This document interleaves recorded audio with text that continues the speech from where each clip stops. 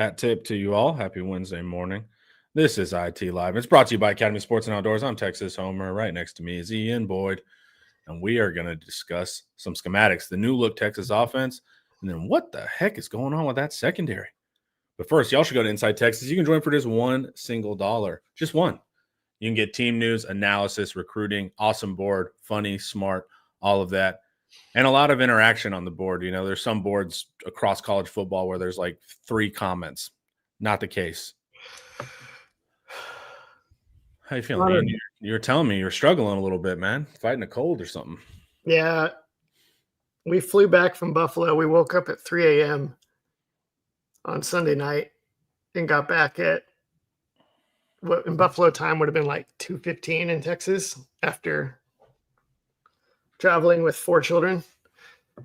And we're still between that and the cold, we're still in recovery mode here in the Boyd household. I don't think Ian's going to piss anyone off today. I mean, he might try, but I think it's pretty reasonable today.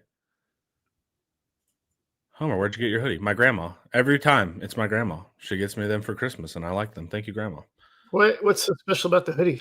I don't know. People just anytime I wear a hoodie, people ask me where I got the hoodie, and I'm like, it's just wherever my grandma got it from is where I got it from. I rarely buy any Texas stuff. I just have a ton of it. It feels like one of the more basic hoodies I've seen in my life. It's just burnt orange. It has a hood. Oh, he likes the white. He's a white laces guy, apparently. Those are pretty nice. All right, so let's start with the old new look offense that we're dealing with, that we got on our hands here. And Ian will tell you what he's like. And he said yesterday on the deep dive, this is the most optimistic he's been since August. And I would agree. And that's rare for me. You guys know I'm not very optimistic. Why do you feel this sudden urge of optimism with this offense? Because one of my frequent things I harp on about is that the hardest thing to do right in college football the hardest thing to do right in football is a true drop back progression passing game. Because your quarterback has to understand the protections. He has to be on time with his receivers. He has to understand the defense. He basically has to understand how all 22 players are interacting on every play. And so getting at that level is really, really difficult. And most teams don't even try. And Texas has leaned more and more into that because they cannot protect well enough to set up Sark's designed shots. And they can't run the ball well enough to set up his design shots. And so they're defaulting to, we're going to have to move the ball with the passing game. And you can't really do that without incorporating progression passing. And guess what? Shock of shocks. NFL groomed Arch Manning is uniquely good at it. And now they have Emmett Mosley in the fold. They have guys that he trusts to throw on time to that will actually catch the ball. And then they get like a sort of an explosive boost from Wingo and Niblet to a lesser extent on gadget plays. So they're stumbling into an identity that is extremely difficult to defend. Not only is it the hardest thing to get right, when you get it right, it is the most difficult thing in all of football to defend. And that's the funny part, because like you said, Arch is good at the hardest part. And so like those single shots, those shot plays are, 2-man combinations. They're quick reads. They're downfield reads, but they're pretty simple reads. And most quarterbacks have to be handed those at the college level. Arch can have some struggles with those because they can't protect, but also just he's not as great at those at times. But for some reason, Arch can scan the entire field and pick apart a defense. It's a rare skill set to be able to do. And like you said, that's a true quarterbacking. And once you can cover that guy, but you're not going to cover all 4 or all 5 options consistently in spread passing. So it's dangerous. Let me suggest something really quick. Manning has thrown for 2,123 yards this year at 7.9 yards per attempt. 18 touchdowns to 6 picks, 203 rushing yards and 6 rushing touchdowns. Manning is probably the second most skilled quarterback I've ever seen play at Texas, behind Colt McCoy. Yeah, as a passer, I agree. As just an overall quarterback. Well, I give him the run too because he can run. But Yeah. when I think of skilled, I think exactly that progression passer. Just like depth of things that he is proficient in. He's probably the best deep ball passer we've seen at Texas. In my time as watching Texas is basically this century. I started in like 99, 98. Best deep ball thrower we've ever seen. One of the best progression passers we've ever seen at Texas. Good runner. I don't know how he ranks amongst the runners, but Right. Yeah. he's good. I mean, they've had some, like Gerard Hurd was elite as a runner. He kind of sucked at everything else. He navigates the pocket extremely. I don't know if we've ever seen someone better in the pocket than Arch Manning. That one is really interesting. We talked in the deep dive the other day. Like, I've been getting annoyed because people have been like, well, finally they just run the Quinn Ewers offense. Yeah, see, Blake Bryan is mentioning people for some reason think it's the Quinn offense, and it's really not. What's different between what they did against Vanderbilt and the Quinn Ewers offense is that Quinn did not do a lot of progression passing. He did not throw over the middle of the field on timing routes. And he could not reset and throw to a second or third read with timing. His footwork would get all out of sorts. His footwork would get out of sorts on the first read if it wasn't like clear. And so it was like always, Ewers was always like working to the check down, which he was good at. That was not a fault, but that was like his default was to work to the check down, maybe scramble if he was feeling healthy. Otherwise, like wander into traffic and get sacked a gazillion times. Manning, Yeah, people think just because there's screens being thrown that it's the Quinn Ewers offense. Yeah. That's what they're keying in on. They're like, well, Quinn threw screens, and it's like it's not the same thing. Let's see here. Manning sack rate. Gotta do some quick calculations.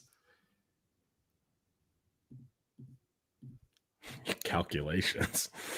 Yeah, I don't know. 6.2%. 6.2% sack rate for Arch Manning. I believe Quinn's was like closer to 7. And Arch yeah. Zero protection. Zero protection. Yeah. We're seeing something kind of special here. I don't think it's people nationally are starting to appreciate it a little bit. Mm-hmm. If you go find quarterback gurus, like I guess Chase Daniel sort of counts in that category, they're like, hey, Arch Manning's actually really, really good. That started with Florida, and ever since, people are like, this guy is actually, he's kind of cooking. And it's hard to appreciate because Texas hasn't looked that great on offense, but it's not because of Arch Manning. Yeah, he's going to be a baller. That's like real devastating quarterback ability. You have a quarterback that can run, maneuver the pocket, and progression pass. There's not much you can do with that. Like it's going to – and he can avoid the sack. Wait, so it's like – list the things you just said again. You said he can progression pass, right? What else? Great pocket mobility, avoiding sacks, but also just being able to work out and extend. Yeah. Progression pass mobility. He can run legitimately designed or scramble. All right. He can hit deep. Yep. The list of people with that skill set in college football that we've seen, what is it? Who are the guys that for all those things are true? You're going to put me on clips on Twitter right now. I mean, you're talking like Baker Mayfield, Joe Burrow,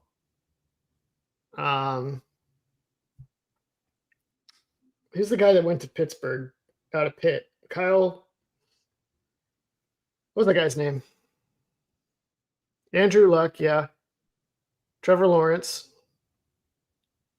Who's the Pitt guy that was throwing to Addison or whatever? Oh, Kenny Pickett. Yeah, I was gonna say small hands, man. Kenny Pickett was like that. Colt McCoy is like that. I mean, maybe this isn't very conclusive because, of course, the first few guys you think of are all the best guys. But yeah, it's not common to get this collection of skills together. You're not going to find a long list of guys for whom this was true.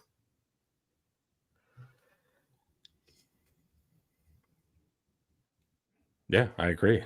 If we get the fans hyped up. Well, and it's really next year too that I'm excited to see that. Whenever we get offensive line solved more, like once you're really putting him in great situations and he has experience on the field. But you're right, this is a unique skill set. Not to mention the pedigree that comes with it, and it's probably a factor in the field generalship. But yeah, yes. So, but that just I don't even care about the other traits. If he could just progression pass, I would feel great. But all those other things, Sark has to call it. He has to keep calling it. Correct. Sark has to exactly. But they've done it some. I noted this at the beginning of the year against UTEP. I was like, what's funny is like the one time they called a progression pass, he looked supernatural. And it's really funny. We did it on film study. Yeah, it's like this funny because it's like this is technically like the hardest thing to do, but he looks more comfortable doing it than some of this other stuff.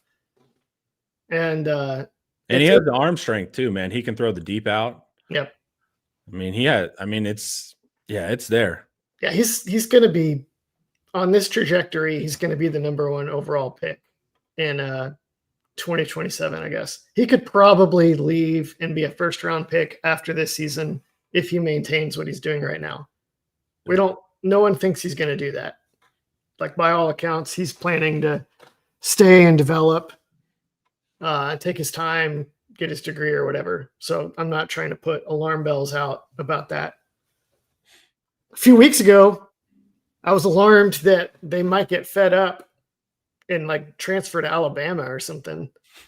Cause I was like, this freaking sucks. What is he's taking a beating. Yeah. But now it looks like things are coming back together in Austin. Do y'all think Sark underestimated and unintentionally hamstrung Arch for most of the year? I think he was stubborn. I just think he's stubborn with his offense. I don't think he was like trying, you say it unintentionally, but it seems like he just wanted his style that he prefers most of his offense to be the offense. And now he's kind of relented. I mean, Arch has gotten better, but I don't think it's like crazy. I just think a lot of the things improved around him, the play calls, the offensive line, all of that. Now he has improved on like just missing the no-brainer easy throws. That was his kryptonite, but I don't think it's like a huge Arch transformation versus it's everything around him got better and a little smarter. What do you think? Yeah. You want me to say something that's really going to annoy you? Sure. Having coached through a couple seasons of flag football where I did not know my team very well going in, every week you're trying to balance like building on what you've already invested in versus self-evaluation and like part of you is like just transform every week as you're trying to cater to the strengths of your roster. And the other part of you is like, if you do that, you're going to suck every week because you're never going to build on anything and build proficiency. So I think Sark's failures were all sunk cost theory. To the extent that they're failures, he had a tough offseason. I think the offseason is where all the problems started, and he's been trying to make up for it. And it's been really difficult for them to, I think they invested a lot thinking that they could run power and play action, and not being able to do that took a long time to accept. They also had a lot of problems in the preseason. Like DeAndre Moore was missing and Emmett Mosley were missing for large chunks of the preseason. So like, it's easy for us to be like, why are you not spread? Just go spread. But for a lot of those early season games, they didn't have the receivers to do it. And then they didn't have Trey Wisner for a huge chunk of time, which apparently we've talked a million times about how we don't think he's like that special of a back. But the more true Axiom has been, it can always get worse. Yeah. Like, and I think he's special in a different way, like not necessarily on the field, but he clearly has a function within this team. He's probably, I think it's fair to say he's a special third down back. He's like unbelievable as a third down back, I would say. But he was setting a floor that totally fell out when he wasn't on the field. Baxter has not been healthy all year, and we wonder if he'll ever be anywhere near as good as it was hoped. So all that to say, I think Sark was really up against it. Like, it's not like there was a clear path to follow for a lot of the early year. Well, like I said, it's sunk cost theory, right? You're like, we've spent all this time developing this style of play, and maybe we're just a week out from it clicking, right? It's hard to just kind of cut bait at that point, especially in the season when you know how many hours and from the coaches and the players have been invested in XYZ type of attack. But ultimately, it is sunk cost. You can't throw good money after bad. And hopefully, the prayer is that this is an obvious thing going forward, and that we don't just switch right back into trying to go 12 personnel. We don't know. We've seen it up and down, but hopefully we continue with this style of attack, because as we've seen the past couple of weeks, it's effective. It activates the quarterback the best. It activates our pass catchers, the offensive line.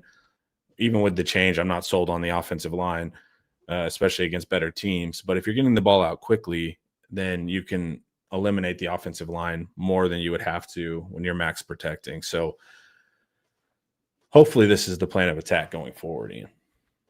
It's a whole different ball game when you run this different style. You're more in like it wasn't that often that we worried about Texas's offensive line in 2008 or 2009, because Colt would get the ball out so fast it was like barely relevant. Yeah, it's there. There are things where it was like, Sark, how did you not see this sooner? But I appreciate why he wanted to stick. Like, there was a period where deep shots from Arch was the only thing they could do. Correct. So it's like, why do you keep taking deep shots with Arch? And it's like, that's the only thing keeping us above water. Yeah. But so I guess it's true that maybe he underestimated Arch in thinking that they couldn't embrace this more like West Coast passing attack and moving the ball down the field on quicker reads and throws. So, and maybe a little bit of that, it's like he's missing all these short ones. Like, why do I think quick game is the answer when he's, missing wide open stuff? So there's a little bit of that early too, because it's like the quick game part always made sense for the offensive line, but when Arch couldn't hit the broadside of a barn, it's like, why would I try to make him do that even more? But interestingly enough, those were almost always design shots. Yeah, they were like single read, like even with the shallows and meshes. It's like he wouldn't even give him a progression. He'd be like, yeah, it's going to look like a progression, but you're just going to throw it shallow to Wingo, one of the most inconsistent pass catchers on this team. And you need to like set your feet and lock in to throw to him. And I still don't know if he's great there, but he's showing more like on the deep out and stuff. That's set your feet and throw. But I think he's good with like this kind of bouncy liveliness around him. I think he kind of activates, because even whenever he's having struggles, it was always like a third down or like a rollout, something that had added pressure that he would do better on.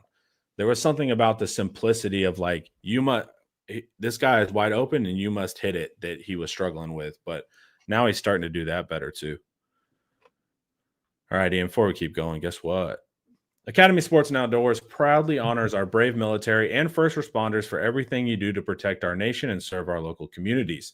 We appreciate your unmatched dedication and countless sacrifices.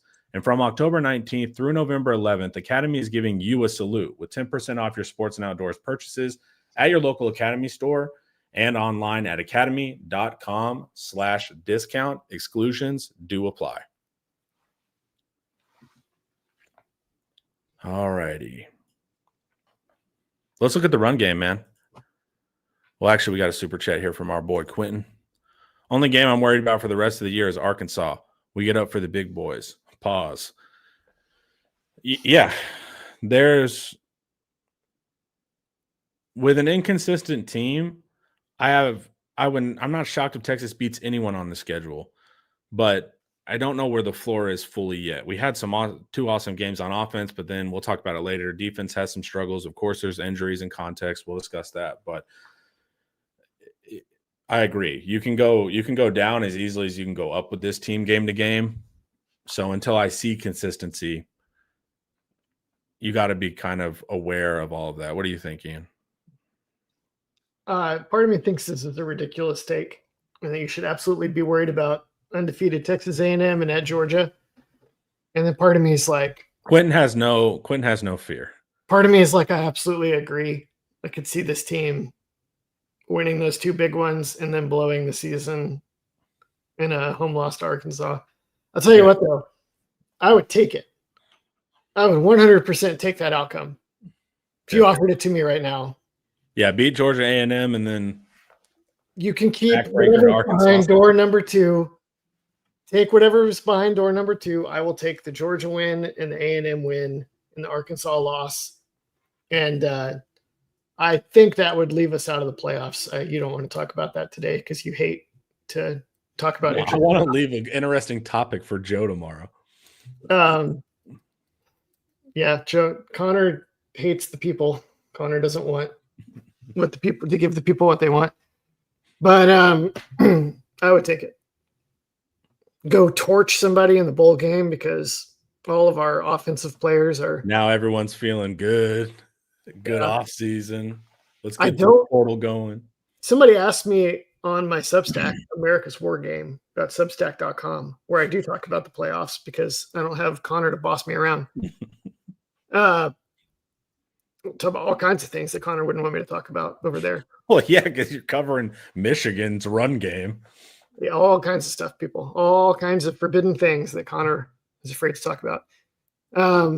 Afraid.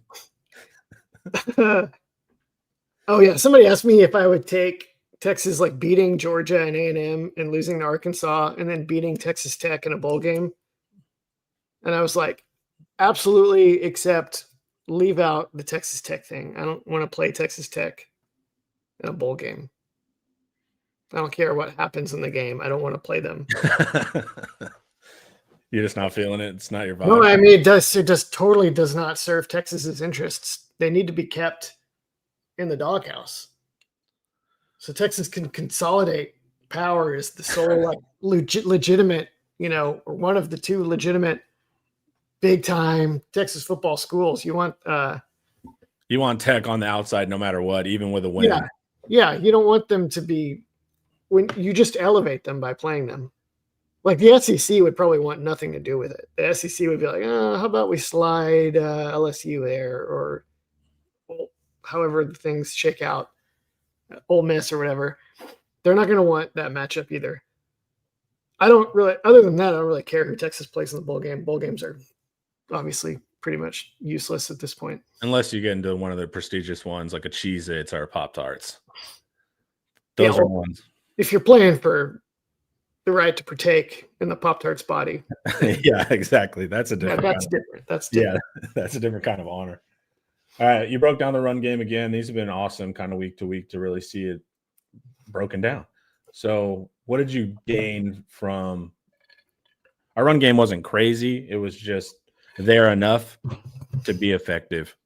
What were your major takeaways? We don't have to go through every part of this.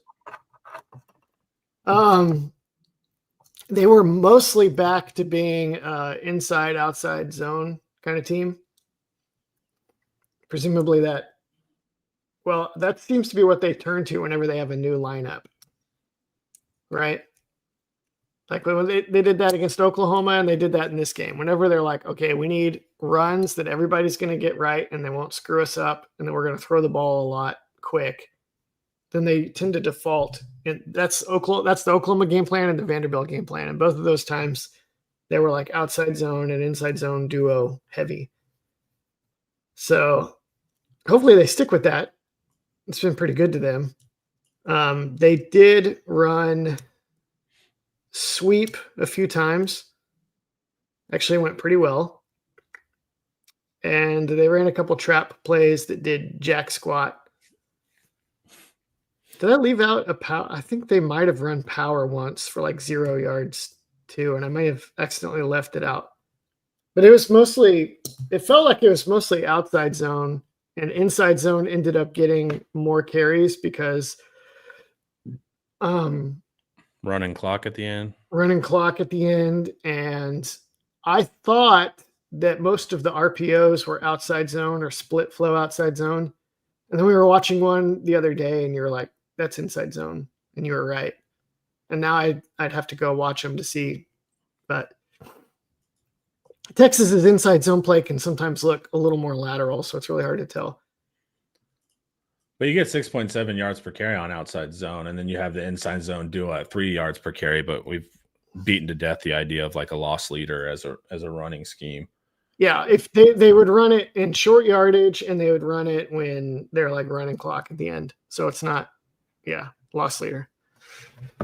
How effective are spread concepts against Georgia? So this is a good question that I thought. So, the Ryan Wingo screens that are coming from missed tackles, those likely don't exist versus equal talent teams.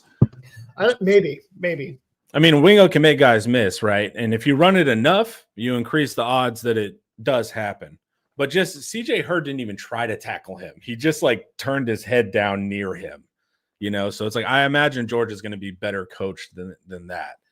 And so that's what I'm interested to see on the perimeter once you start facing A&M and Georgia or whatever that have athletes outside, how much of this actually scales. Now, progression passing over the middle scales. That's why we like it, because you can pick apart pretty much any defense if you can get to your fourth read. But what do you think? Does this style that we're playing now translate against the bigger boys? Maybe. I mean, it kind of doesn't matter. It's like the only thing they've been remotely competent in. Yeah, it's not like we can go to anything else, right? It's like this is what you got to run, There's almost like a little bit of a mistake in the question, which is like, well, should Sark install a different playbook for Georgia? And it's like, no. Not because there's may not be a more optimal way to attack Georgia, but because Texas would suck at whatever the other alternative option is. Yeah. So you gotta play to your strengths. Georgia's defenders aren't infallible. They're still college defenders. Yeah, but they are better coached and generally a step faster. So it's like that's where some of that stuff can be a little more tricky. Not that they don't make mistakes, but they'll probably make less mistakes and get to the ball a little bit quicker, especially if they're playing crazy, aggressive, hair on fire. No one believes in us, Georgia. Especially if Texas keeps putting on tape that the screen game is that they're going to key in on that too, right? Kentucky did have success and hit a few big plays on Georgia with the screen game. Okay. I have to kind of look at it. A couple times I don't know about you. I've not been able to really get into the Georgia film that much yet. I haven't even pulled the all-22. I'm trying to enjoy my bye week. They've played a lot of off coverage at corner this year in some of the things that I've seen from them, which I don't understand, because they brought back the two corners that were just locking Texas up in the SEC championship game last year, Dalen Everett and Daniel Harris. Is that right? No idea for the second corner. So I've been confused by some of Georgia's earlier season stuff when I watched them and how they were playing on defense. They don't have 2 first-round ready pass rushers this year like they did last year. They've got another time I was watching, they kept playing this 5-star Elijah Griffin, defensive tackle. They were like starting him early on. There was some game where they really got into trouble and then they pulled it out. I can't remember who it was. It might have been Ole Miss. Is that right? I've watched Georgia as an absolute casual. Like I've seen a third quarter on Saturdays. I have to actually study them. They had this 5-star defensive tackle in early who's a freshman, and he was getting bullied. And so they had to switch their lineup and start playing like double nose tackle inside. And then they slowed up whoever it was that had been running them over. Maybe it was Auburn. I think it might have been Auburn. They also, man, Lane Kiffin was taking it to him for sure. So all I hear is that they're not the Georgia of past, but yeah, they do not look the same. But they do have that latent Georgia ability. Like the same thing we're talking about. Hey, Texas is starting to figure it out. Texas could go on a roll here down the stretch. Georgia could do the same. Yeah. The bad guys don't like I have rival analysts that are getting the jump on me right now. And I'm not off work. I'm at work right now. I just haven't watched the Georgia All 22 yet. I do need to pull that today and get it to everybody. All right. More from the offense. I feel like we've talked receivers. We talked the change at offensive line. What are the things you just skimmed through? What are those gifts, those first two? I don't even remember. They're just the screens we were talking about. Oh, yeah. That's right. We don't need to watch this. Ryan Niblett as a distraction piece for base concepts like split outside zone. We also had one on film study we talked about as well that Niblett pulls the linebacker's eyes away and Arch can just run out on that spider to wide banana. You want to look at this, the Niblett distraction piece? Sure. They were in a lot of plays like this where they would nope, that's the wrong one. It's nice that we're getting screens with other guys too, even without Wingo. Livingston's got some shake. This is probably 1, 2, 3. That's probably a ineligible man downfield, but who's counting? I'm surprised the refs didn't key into that one. Let's see. Is there another one that you had? This one, I believe. That's the RPO. Oh, this is the RPO bubble screen. Oh, it bounced me back up. Yes. There we go. So they lined up Niblett at running back, and they had Wisner flexed out, and then they bring Wisner to like pistol back, and then they motion Niblett out back to like the slot, like that. And so they're just running outside zone from the pistol, which is as plain Jane as it gets. Was it you that pointed out that they keep trying to put Niblett in offensive situations that look and feel like a punt return? I can't remember who said that, but it was a really good point. That was mostly just a joke. No, but it is. Like if you get him out to the perimeter there, then he has space to get downhill and see guys. And so even with that double reverse action screen, he ends up out in space with guys blocking for him. So I think it's smart because traditional run game is not really what he does, but creating things that feel like punt return in the screen game, I think is a smart way to utilize him. He's just fast. You just put him in space and then he makes people miss. It's very simple. They hit that screen early in the game, right? That's like one of the first plays they ran was that quadruple reverse throwback deal to Niblett. And then for the rest of the game, they did stuff like this. Yeah. Where they bring Niblett on the field and everyone's like 21.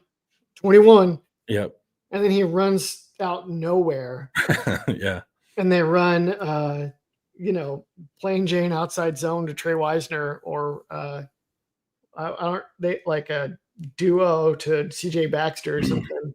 It's all eye candy. If I'm a defensive coordinator, I'm going to be like, look the opposite of wherever Ryan Niblett is headed. They don't want to do that. Well, you can throw to him, right? Yeah. So they're I feel like Sark is finally figuring out how to try to make more out of Niblett. Why'd it go to Joe? Oh, here we go. This is your critique of saying it was the Quinn Ewers offense, not the Quinn Ewers offense. People, what they're doing is they're just looking at A dots and they're like, oh, the A dot went down, so therefore it's Quinn Ewers offense. And it's like, it is a lower A dot, but it's going. Quick games are not all created equal.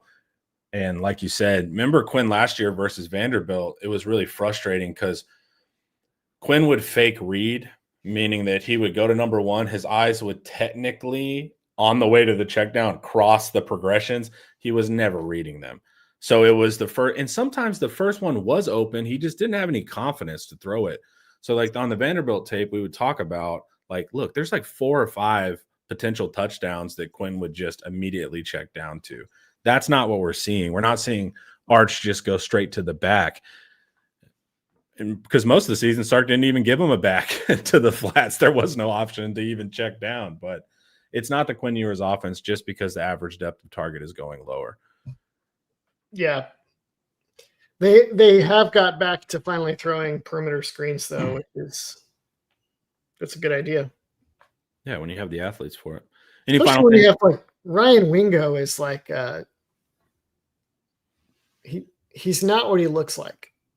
He looks like he'd be this big, amazing downfield target, but in his current stage of development, he lacks the precision in route running to actually be that good of a downfield target, which we worried about after last year because we're like, hey, the one guy last year that Ewers would take shots at, and it felt like it wasn't Ewers' fault that it wasn't connecting, it was Wingo.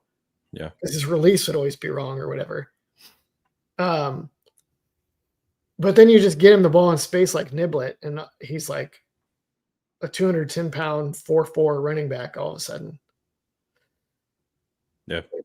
Yeah, he still doesn't understand leverage. If you watch Mosley set guys up, that's what we're talking about. Like Mosley's not even using pure speed and athleticism, and we have it on yesterday's film study on that downfield one where he gets the DPI, he doesn't catch it, but almost does. Just subtle moves. And Wingo, I pointed it out. Wingo will do the actions, like he'll know, like, hey, if the receiver does this, step like this, but the DB won't even react, and Wingo will still go through his steps, showing that he's not understanding, like, why are we taking that step to get him to turn? If he does turn, now do it. But Wingo's just going through the motions there as a young receiver. He's going to figure out how to actually set guys up here eventually. There's also one of the most important athletic traits that people never properly understand is in the moment reaction. So like this is much easier to show in basketball.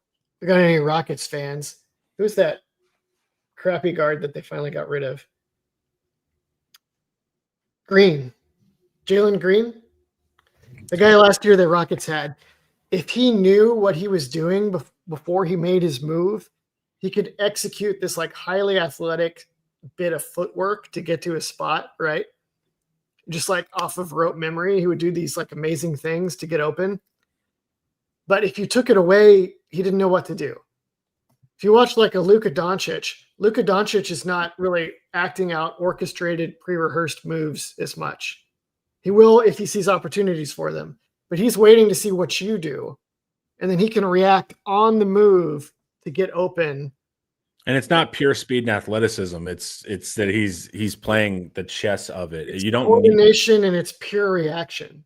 Yeah, which is a different kind of athleticism, but it's less obvious because it's not super explosive movement. It's extremely fine-tuned precision movement. Efficient, yeah. And that always catches people, like the receivers that end up being awesome in the NFL that people didn't expect to be awesome, or some of these NBA players that end up being awesome like Luka, where people like, you can go find hilarious clips where people are like, Luka is slow, he's unathletic, this is never going to work. And it's because that type of athleticism is extremely difficult it's different. It's a different thing. It's an entirely different thing than being able to move fast and explosively. But it really matters when you're trying to read coverage and get open against coverage. Pure speed works when it's like, I'm just going to run by this guy who's just not an athlete, or the concept is going to help me find space, and then I'm going to make the most of it. So sometimes there are guys that are really good in college because the scheme combines with their speed to make them really effective. But those guys do not translate to the NFL because in the NFL, it's a real athlete who's across from you, and he's not going to get shaken off of you that easily. And he's seen moves. Yeah. You have to actually react to what he's doing in the moment if you want to reliably get open, which all that to say, Mosley can do that. Mm-hmm. Livingston can do that. Wingo right now cannot do that. I don't know if he's ever going to be able to do that, Connor. I don't know if that's like that. I don't know if that's as much something you learn as it is another like natural inherent ability. I wonder if there's also like a survival of the fittest aspect. Like when you're that explosive, I don't think Wingo ever had to develop those traits because he was just a superior athlete. But if you're a wide receiver that's not like crazy fast, it's like, well, you better figure it out, dude, or else you're not going to be able to start. So I think there's also some like evolutionary I don't value think so. there. I don't think so. It's not like Livingston had to do that to be successful at He is fast downfield, anyways. Yeah, it's a trait. It's an underappreciated trait. And that's the biggest thing with Mosley. You can see it. He makes guys react, turn around, all of that stuff, and it's not through explosive. I mean, it is. You can see Mosley. It's incredibly subtle steps, and then whenever you react, then he can make the move. But that's why earlier this year I was saying we need guys that can win in 5, like they say in the NFL, meaning win in 5 yards, and you win in 5 yards through footwork, steps, that kind of stuff. Not win on a slant because you're fast. A precision route at the goal line. That's the skill of the wide receiver. Now, sometimes you get some of these NFL wide receivers that have that God-given athleticism, and then they add skill. Now you're just unstoppable. Now you're just a top receiver in the NFL. If you can combine. Those are the guys that Ohio State seems to identify. Yeah. Those every time, like I gave up. There was a couple of years ago where I was talking to somebody that knew the Ohio State roster, and I was like, well, they're going to lose all these guys to the NFL next year at receiver, and then we'll see. And the guy was like, no, they have more NFL players behind them. You just wait. And I was like, really? And that was like 2 or 3 cycles ago. Yeah. That was like before Marvin Harrison Jr. Yeah. that I had this conversation with somebody. Athleticism was enough when he needs more time on jugs, running routes, and understanding leverage. Yeah. He can definitely get better at all of those things. I just don't know if he's ever going to be great at it. Because there doesn't seem to be any indications that that's like he seems a little more Jalen Greeny to me. The rep I think of where I saw progress was Wingo is, remember that Oklahoma one where Arch is rolling out and he's with his DB and then he works away from him. But that's not like a skill on a route, right? But it's just the problem I was having with Wingo earlier in the season versus Ohio State too. Like he had no understanding of coverage. So he would be thinking he was open and the DB's just waiting for Arch to throw it to intercept it. He just had no field awareness. So that time versus Oklahoma, at least he had field awareness to go like, there's a guy guarding me. If I break away, Arch can throw it. I thought that was a positive step for him actually learning football and not just having the advantage of his incredible size and speed combination. Yeah, he makes heady plays on the field. He makes heady blocks and things too. Yeah. It's not like he's like dumb or anything. No. I don't know if he has that reactive trait. He missed a bunch of spring and a bunch of fall. Yeah. So his ceiling is still way higher than we've seen. I'm just saying I don't know if he's going to be like Jamar Chase, people are mentioning, or CeeDee Lamb or guys like that. I just don't know if he's almost like an enormous slot receiver. Or when he's in space and he can just kind of out physical people or out athlete people, then he's like just so difficult because he's so uniquely freakish. But yeah, he's not a natural catcher of the football. He doesn't have natural hands, and he's not he likes to cradle it. So he's not like a natural snatch it out of and that's why if any time it's contested, he doesn't catch it. He has to be open downfield and he has to be able to kind of get a hold of it. So not natural hands, and has to work on developing that. Any final things about the offense? We need to talk a little secondary for this final 15 we got going. The lineup, I think they got to a stage where I think we already have said this has probably already been belabored, but just having 5 guys that are at least competent and know what they're doing has made a huge difference. And get the ball out fast as they improve their competence. Although against Oklahoma, it looked like they were there as well. Right. That's why I'm not willing to be like problem solved. Yeah. Who would you think would be the starting 5 if Texas didn't add anyone in the transfer portal for next year? I did this exercise the other day, and they have Cole Hudson has to graduate, right? And then Campbell to the NFL. Hopefully. Yeah, hopefully. So I'm assuming Campbell's gone. Campbell's gone. So he's out of eligibility either way. Only Gooseby left guard, Robertson at center, right guard, Brandon Baker. Who would be the guard if no one came in? Ugh. I mean, yeah. You wouldn't even assume Robertson stays at center if they went really portal heavy. But for now, we're assuming no portal. I don't know who you would pull in at the guards. Let me mention some options. Okay. They got Nate Kibble back, who always gets good reviews, but doesn't actually play. So there's that. Nick Brooks. Yep. Andre Kojo was maybe going to play this year. Yeah. Probably would have played this year, right? Whatever, tore his ACL or whatever. What happened to him? It was knee, right? Yeah. Connor Stroh is back. Yep. Neto Umeozulu is actually back with another year of eligibility. Yeah, but I doubt that. And there's another one. I think you're right, Justin Wells. I think it's Brooks at left guard, Kibble at right guard. Jackson Christian will be a redshirt freshman. Jaden Chapman will be back. What do they say? Left guard. What? Brooks at left guard and Kibble at right guard. Yeah, maybe. I don't know. I guess that would make some sense. It's actually not impossible to imagine them being respectable on the O-line if they had a good offseason with just 7-8 guys back and healthy. Yeah, I'm never playing that game ever. Oh, no, there's zero reason to do that. I'm just saying. I'm just saying. They have a ton of bodies in the room. Yeah. All right, secondary. Is this a thinly veiled way for you to take a victory lap, or would you like to educate us on the secondary list?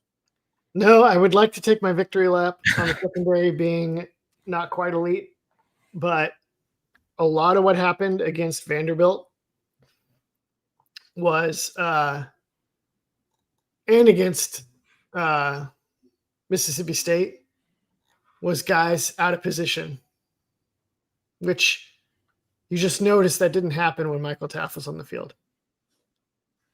Like there's like who was it? Eli Stowers that scored on that touchdown pass over the middle. Yeah, with Ty Anthony Smith and Ty Anthony Smith was like nowhere near where he was too far to the left. Way too far. And if you look before, they're motioning, I can't remember who they are, but they're motioning him back and forth across the formation, being like, is it zone? Is it zone? Is it? Yep, it's zone, touchdown. Like also, you have to just be aware as a player, why are they motioning that? They're trying to see if we're in man zone. So if we're telling them we're in zone, there's a giant hole right here, and Eli Stowers is on the inside. Like, there's got to be some awareness. I mean, that was the only guy that was doing anything for him. He also looked like he was concerned with, first and foremost, with a Diego Pavia scramble, which is how those teams will get you. That's what Vince Young used to do to people, is that the linebacker couldn't guard, was it David Smith? Who's the tight end? Smith? David. Oh my gosh. I can't think today. Because you're sick. David Thomas. It was impossible to keep up with David Thomas and stay in position to stop the Vince Young scramble at the same time. And that's kind of what Pavia did to Texas a couple of times. You gotta pick one or the other.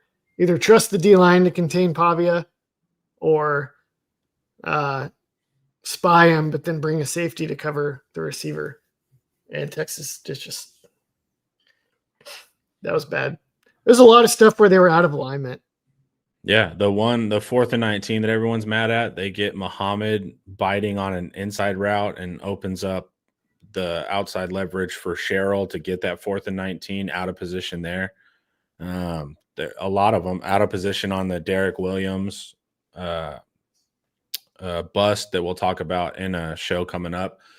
We'll talk about if it was even a Williams, but we'll get into what happened there, or what we think happened there. But so you're right. Everything was we weren't getting beat manned up. We were getting beat in zone and being out of position. And I would think that having a Jelani or Michael Taft there, A, they won't be out of position, but B, hopefully they're not going to allow other people to be out of position as well. Yeah.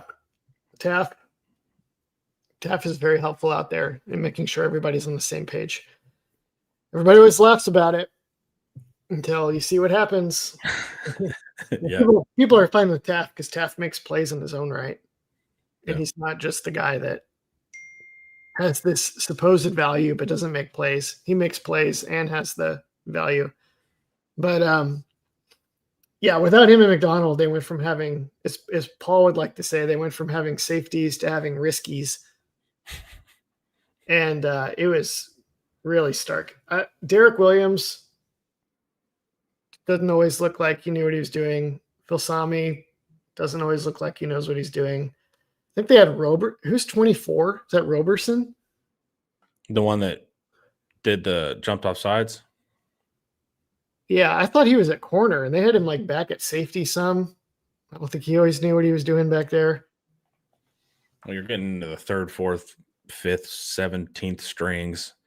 But you would also like, I get it. You're not going to have the athleticism or the experience of those guys, but just core competency and like, we're running Tampa 2. I should be here.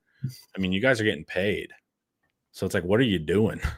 So it's like, I get it. If you're one-on-one with Stowers, like, you're not going to be as good as Jelani, but just understanding what coverage you're in, I think should be a bare minimum to play at Texas and to make money to play at Texas.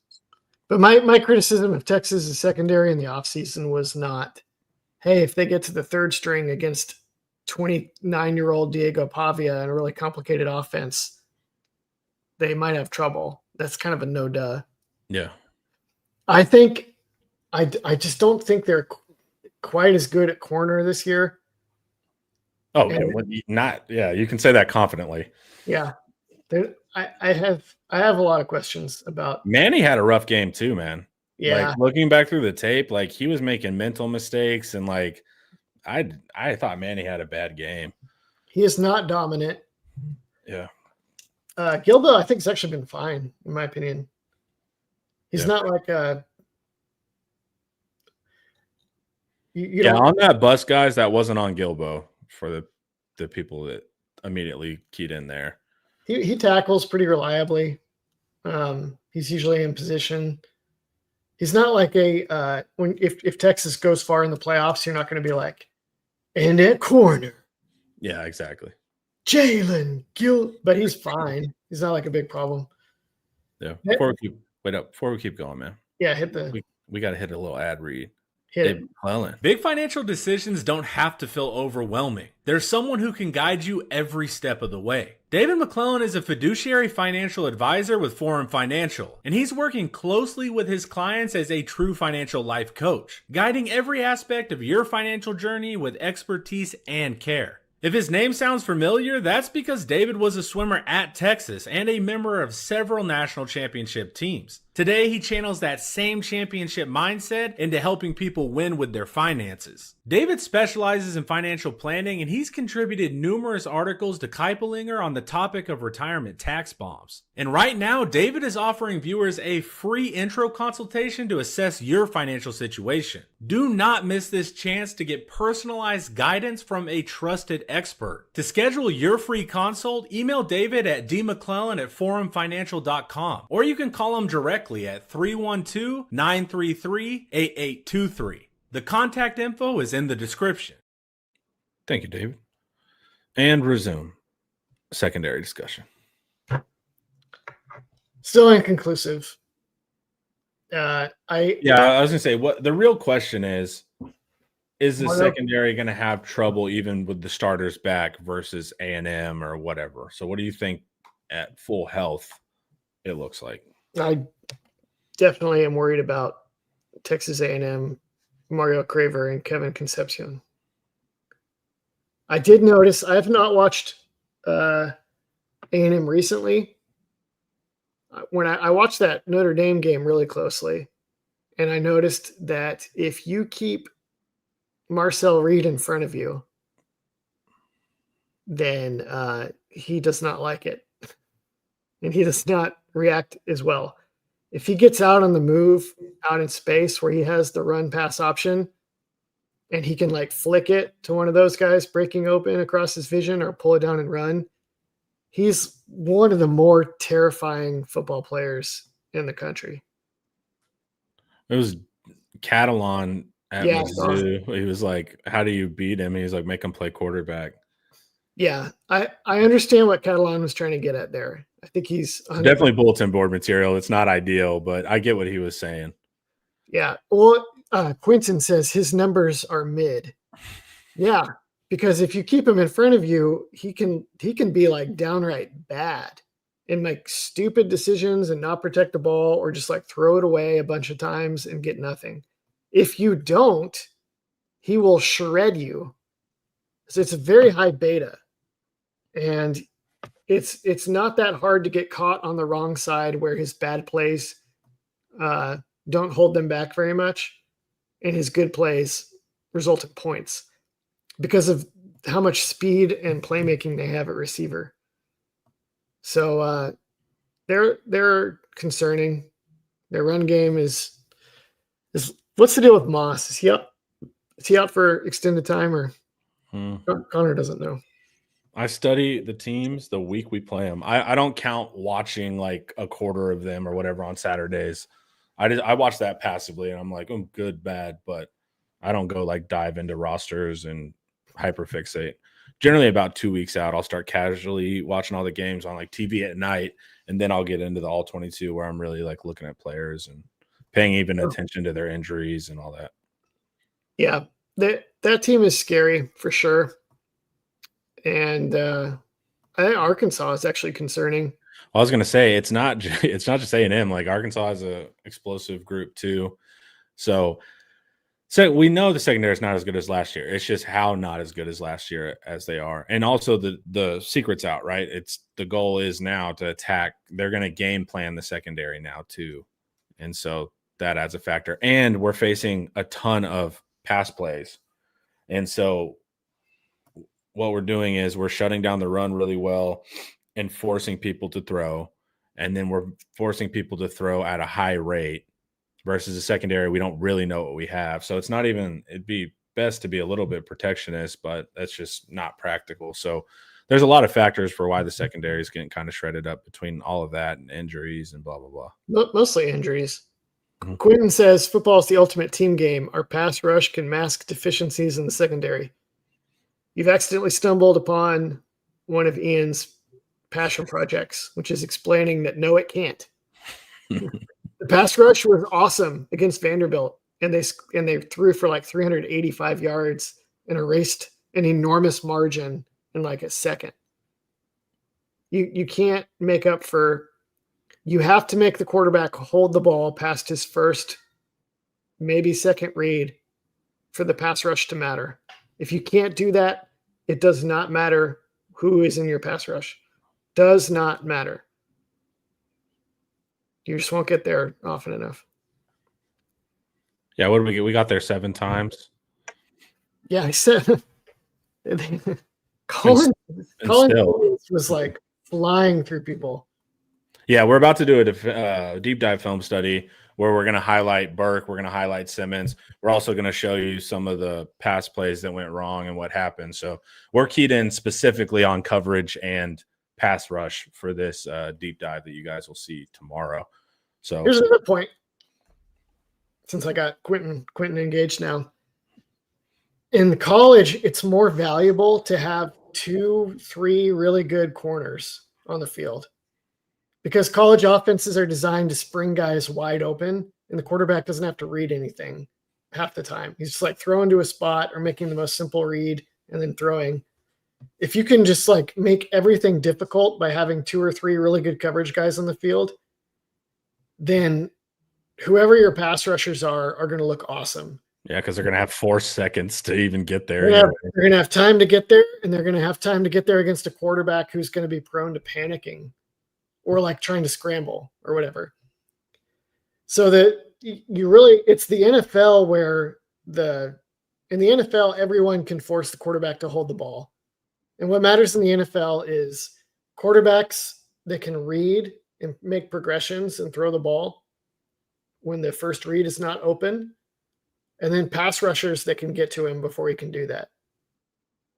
In college, it's not how it works. In college, it's receivers and corners that make the big difference. You don't get to the level of play where you actually get to like getting to a quarterback before he can get to the third or fourth read, because it's irrelevant. The quarterback's not getting to the third or fourth read.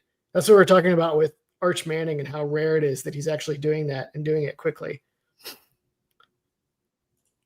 That comeback doesn't happen even with a bad game by the refs instead of the worst game we played since Oklahoma State under Strong. Yeah, but that happens. And like, it's not like the refs were like, the refs didn't make Derek Williams, have to deal with a bust. The refs didn't do 4th and 19, like, and Manny gets out. So it's like, I get it. The refs were a factor, but ultimately they didn't give up those plays on the field. Because the refs, there's a world where the refs play bad and you still don't give up those plays on the field, So it's that we can't look away that we did give up those plays. Very interesting by the refs, though. Yeah, it was. Oh, yeah. We cover this on defensive film study that's going to come out. Does PK scheme and soft coverage have a tad to do with that? Drew, soft coverage. Coaches didn't give up those plays either. We talked specifically. You'll see the 4th and 19. Fans were mad about defenders playing back, but you'll see that Manny is in position to make that play 5 yards short of the sticks for a turnover on downs, but he just goes off and does his own thing and gets out leveraged. And then we consecutively miss 2 tackles on Sherrill. We had 3 opportunities to turn over on downs there. And so Jet and Drew were saying, look, the call's not the issue there. It's execution. It's ultimately going to come down to your philosophy. If you want to play aggressive, we know what Quentin wants to do. Quentin wants to man him up, but it was more that we had 3 opportunities to get a turnover on downs there, and we missed all 3. But you'll see that on the film. That'll come out later today. I'm sure Ian doesn't love that call, right? Which one? The 4th and 19, where we're playing back. We're not playing prevent. We're not playing super soft, but we are playing back. It bothered Paul a lot more than it bothered me. Yeah. I don't really mind the like, we complain every once in a while, we complain about PK's bend don't break tendency, but we're on like a run of elite Texas defense every freaking year, unlike we've seen in a long time. And a lot of it is that PK is like, if I just teach these guys to keep the other team in front of them and force them to beat us athlete on athlete with consistency and skill and without the benefit of easy big plays, then they're not going to do that much to us. And that's been true like every week for like a couple of years. Millennium. So I've got lots of things that you got bigger fish to fry than that. All right, guys. Thank you guys for hanging out with us and talking football. You guys need to join for just $1 over at Inside Texas. Come hang out. We would love to see you over there. And then today we got some good stuff coming up for you. We got Eric's Q&A where we're going to take stuff from the board, answer those fun questions. And then, of course, that defensive film study I was just talking about. We will cover that 4th and 19. We will show you why we think the call was totally fine. We just had 3 opportunities where we failed. We actually had 4 because we sent a blitz that doesn't get home either. We actually had 5 because Colin Simmons has a one-on-one that he doesn't win. So there was 5 opportunities on that single play for us to get a turnover on downs. All 5 went wrong. So that's why we're not mad at the coaches there. But thank you. Shout out to Quentin. My under 10 team is still undefeated. Mine was not. So Quentin doesn't play, dude. You know their man. I bet Quentin had a different caliber of athlete on his team than I had on mine. I'm just taking a stab in the dark and guessing that we would not match up very well. All right, everyone. Thank you guys so much for watching, and make sure to tune in for everything else coming at you. And this was brought to you by Academy Sports and Outdoors. Later.